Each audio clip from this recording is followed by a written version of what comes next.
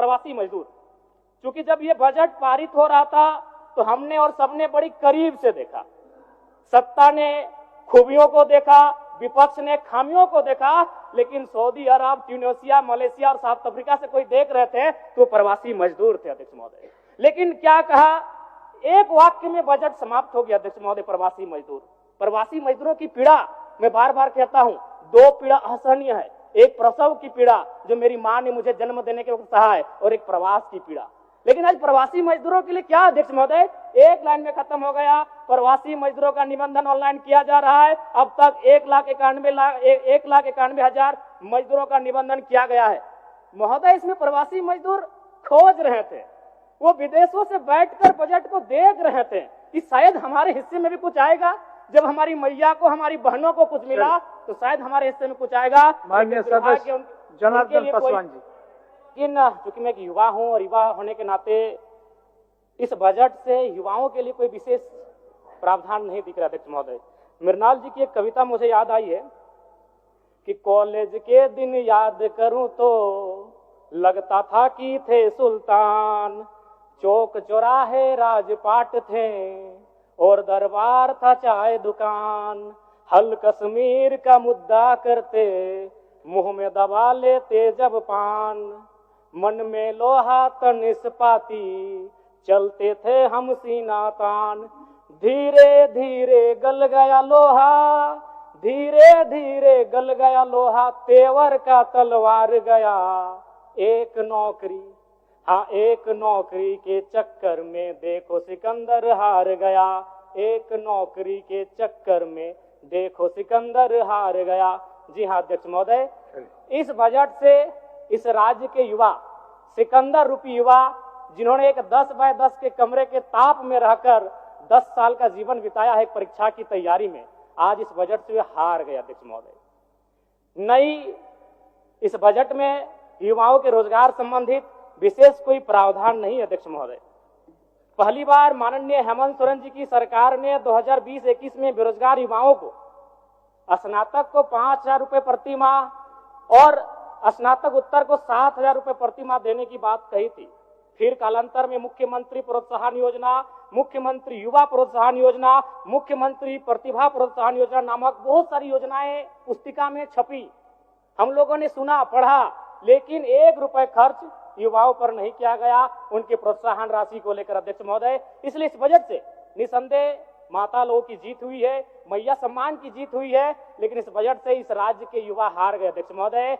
एक सटीक नियोजन नीति नहीं होने के कारण, एक सशक्त नियोजन नीति नहीं होने के कारण कहीं ना कहीं आज इस राज्य के युवा इस बजट से हारा हुआ महसूस कर रहे अध्यक्ष महोदय। तो मैं युवाओं को इस बजट में किसानों को लेकर mini tractor, power tiller, pump set, ripper आदि वितरण करने की बात कही गई है। अध्यक्ष महोदय, मैं चाहूंगा किसानों को आपको उपकरण देने की आवश्यकता नहीं है। किसानों को अगर हम जल दे पाते हैं, अगर पानी की सुविधा दे पाते हैं, तो हमें लगता है किसान सशक्त हो जाएंगे अध्यक्ष महोदय।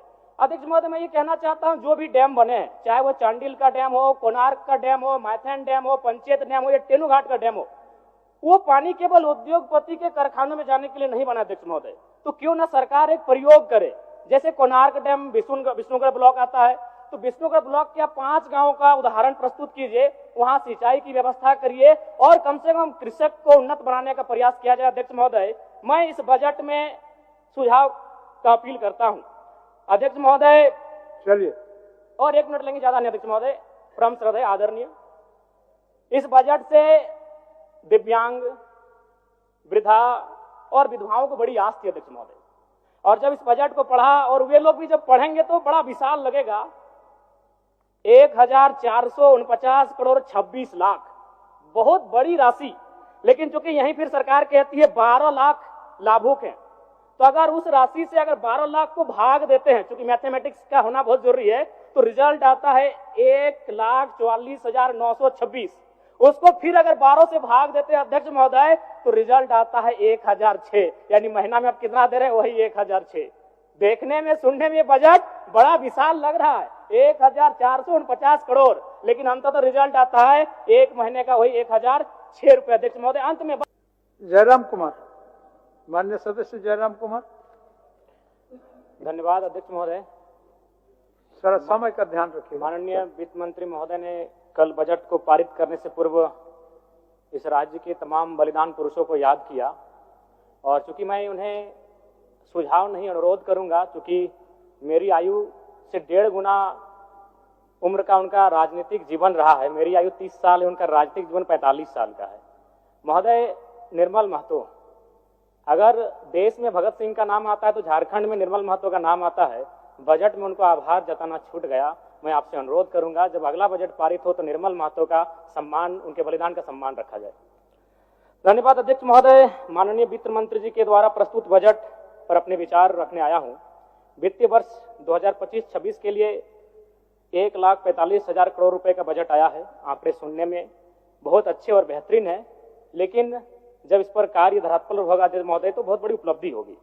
निसंदेह इस राज्य सरकार की एक महत्वाकांक्षी योजना रही मैया सम्मान, उस पर लगभग बजट का 9.5% प्रावधान दिया गया। लेकिन मेरा मानना है अभी भी 2 महीनों से मैया सम्मान योजना की राशि निर्गत नहीं हो पाई है। तो कहीं ना कहीं इच्छा शक्ति का अभाव, बजट कितना भी विशाल बेहतरीन क्यों ना हो, अगर कार्य करने की इच्छा शक्ति ना हो तो उस बजट का सदुपयोग नहीं कर पाते अध्यक्ष महोदय। इस बार कृषि में 4,587 करोड़ का प्रावधान है, जो कि सराहनीय है। लेकिन चूंकि मैं एक युवा हूं और युवा होने के नाते इस बजट से युवाओं के लिए कोई विशेष प्रावधान नहीं दिख रहा अध्यक्ष महोदय।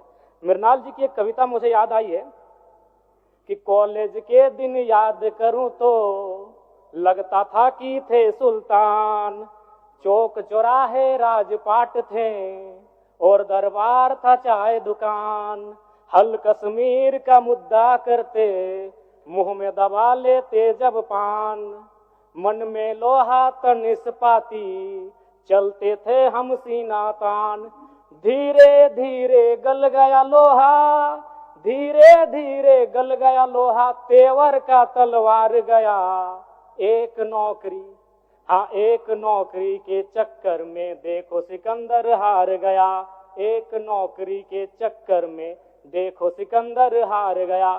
जी हाँ अध्यक्ष महोदय, इस बजट से इस राज्य के युवा, सिकंदर रूपी युवा, जिन्होंने एक 10 बाय 10 के कमरे के ताप में रहकर 10 साल का जीवन बिताया है एक परीक्षा की तैयारी में, आज इस बजट से वे हार गए अध्यक्ष महोदय। नई इस बजट में युवाओं के रोजगार संबंधित विशेष कोई प्रावधान नहीं अध्यक्ष महोदय। पहली बार माननीय हेमंत सोरेन जी की सरकार ने 2020-21 में बेरोजगार युवाओं को, स्नातक को 5,000 रुपए प्रति माह और स्नातक उत्तर को 7,000 रुपए प्रति माह देने की बात कही थी। फिर कालांतर में मुख्यमंत्री प्रोत्साहन योजना, मुख्यमंत्री युवा प्रोत्साहन योजना, मुख्यमंत्री प्रतिभा प्रोत्साहन योजना नामक बहुत सारी योजनाएं पुस्तिका में छपी। हम लोगों ने सुना, पढ़ा, लेकिन 1 रुपए खर्च युवाओं पर नहीं किया गया उनके प्रोत्साहन राशि को लेकर अध्यक्ष महोदय। इसलिए इस बजट से निसंदेह माता लोगों की जीत हुई है, मैया सम्मान की जीत हुई है, लेकिन इस बजट से इस राज्य के युवा हार गए अध्यक्ष महोदय। एक सटीक नियोजन नीति नहीं होने के कारण, एक सशक्त नियोजन नीति नहीं होने के कारण कहीं ना कहीं आज इस राज्य के युवा इस बजट से हारा हुआ महसूस कर रहे अध्यक्ष महोदय। तो मैं युवाओं को रोजगार कैसे मिले? जिस राज्य में 40% खनिज संपदा, उस राज्य के युवा अगर हताशा, निराशा के दौर से गुजर रहे अध्यक्ष महोदय, तो कहीं ना कहीं इस बजट पर युवाओं के दृष्टिकोण से एक सवाल और प्रश्न चिन्ह खड़ा होता है अध्यक्ष महोदय। अध्यक्ष महोदय, राज्य में अनुसूचित जाति परामर्शदात्री आयोग का गठन सराहनीय है, इसकी मैं सराहना करता हूं और वित्त मंत्री जी को साधुवाद देता हूं। महोदय, अंत में मैं इस सिस्टम पे आता हूं। इस सिस्टम पे आना इसलिए जरूरी अध्यक्ष महोदय, चूंकि माननीय वित्त मंत्री महोदय ने विधायिका के कर्तव्य का अनुपालन करते हुए बजट को तो प्रस्तुत किया, लेकिन यदि कार्यपालिका का सहयोग नहीं रहेगा अध्यक्ष महोदय, तो ऐसे बजट का कोई उपयोग नहीं रह पाएगा। आंकड़े कहते हैं 2023-24 का आंकड़ा अध्यक्ष महोदय, बजट का कुल योग था 1,41,498 करोड़, लेकिन हम लोग खर्च कर पाए थे 1,07,920 करोड़, यानी लगभग 33,000 करोड़ की राशि खर्च ही नहीं हो पाई थी अध्यक्ष महोदय। और इस बार का जो बजट है, जो पूर्व का, उसमें भी मात्र 65% ही राशि को खर्च किया गया। इसलिए विधायिका के साथ साथ अगर कार्यपालिका अपनी जिम्मेवारी का अनुभव नहीं करेगी, अनुपालन नहीं करेगी अध्यक्ष महोदय, फिर बजट का कोई प्रावधान नहीं रहता है। अध्यक्ष महोदय, ज्यादा नहीं और 1 मिनट का समय लेंगे अध्यक्ष महोदय, चूंकि इस बजट में किसानों को लेकर mini tractor, power tiller, pump set, ripper आदि वितरण करने की बात कही गई है। अध्यक्ष महोदय, मैं चाहूंगा किसानों को आपको उपकरण देने की आवश्यकता नहीं है। किसानों को अगर हम जल दे पाते हैं, अगर पानी की सुविधा दे पाते हैं, तो हमें लगता है किसान सशक्त हो जाएंगे। अध्यक्ष महोदय, मैं ये कहना चाहता हूं, जो भी डैम बने हैं, चाहे वो चांडिल का डैम हो, कोणार्क का डैम हो, मैथन डैम हो, पंचेत डैम हो या टेनूघाट का डैम हो, वो पानी केवल उद्योगपति के कारखानों में जाने के लिए नहीं बना। अध्यक्ष महोदय, तो क्यों ना सरकार एक प्रयोग करे, जैसे कोणार्क डैम विष्णुगढ़ ब्लॉक आता है, तो विष्णुगढ़ ब्लॉक के 5 गांवों का उदाहरण प्रस्तुत कीजिए, वहां सिंचाई की व्यवस्था करिए और कम से कम कृषक को उन्नत बनाने का प्रयास किया जाए। अध्यक्ष महोदय, मैं इस बजट में सुझाव का अपील करता हूं। अध्यक्ष महोदय, चलिए और 1 मिनट लेंगे, ज्यादा नहीं अध्यक्ष महोदय, परम श्रद्धेय आदरणीय, इस बजट से दिव्यांग, वृद्धा और विधवाओं को बड़ी आस थी। अध्यक्ष महोदय, और जब इस बजट को पढ़ा, और वे लोग भी जब पढ़ेंगे तो बड़ा विशाल लगेगा, 1449 करोड़ 26 लाख, बहुत बड़ी राशि। लेकिन चूंकि यहीं फिर सरकार कहती है 12 लाख लाभुक हैं, तो अगर उस राशि से अगर 12 लाख को भाग देते हैं, चूंकि मैथमेटिक्स का होना बहुत जरूरी है, तो रिजल्ट आता है 1,44,926। उसको फिर अगर 12 से भाग देते हैं अध्यक्ष महोदय, तो रिजल्ट आता है 1006, यानी महीना में आप कितना दे रहे हैं, वही 1006। देखने में, सुनने में बजट बड़ा विशाल लग रहा है, 1449 करोड़, लेकिन अंततः रिजल्ट आता है 1 महीने का वही 1006 रुपए। अध्यक्ष महोदय, अंत में बस प्रवासी मजदूर, क्योंकि जब ये बजट पारित हो रहा था तो हमने और सबने बड़ी करीब से देखा, सत्ता ने खूबियों को देखा, विपक्ष ने खामियों को देखा, लेकिन सऊदी अरब, ट्यूनीशिया, मलेशिया और साउथ अफ्रीका से कोई देख रहे थे तो प्रवासी मजदूर थे। अध्यक्ष महोदय, लेकिन क्या कहा, एक वाक्य में बजट समाप्त हो गया। अध्यक्ष महोदय, प्रवासी मजदूरों की पीड़ा, मैं बार बार कहता हूं, 2 पीड़ा असहनीय है, एक प्रसव की पीड़ा जो मेरी मां ने मुझे जन्म देने के वक्त सहा है, और एक प्रवास की पीड़ा। लेकिन आज प्रवासी मजदूरों के लिए क्या अध्यक्ष महोदय, एक लाइन में खत्म हो गया। प्रवासी मजदूरों का निबंधन ऑनलाइन किया जा रहा है, अब तक 1,91,000 मजदूरों का निबंधन किया गया है। महोदय, इसमें प्रवासी मजदूर खोज रहे थे, वो विदेशों से बैठकर बजट को देख रहे थे कि शायद हमारे हिस्से में भी कुछ आएगा। जब हमारी मैया को, हमारी बहनों को कुछ मिला, तो शायद हमारे हिस्से में कुछ आएगा। माननीय सदस्य जनार्दन पासवान जी, जनार्दन पासवान जी।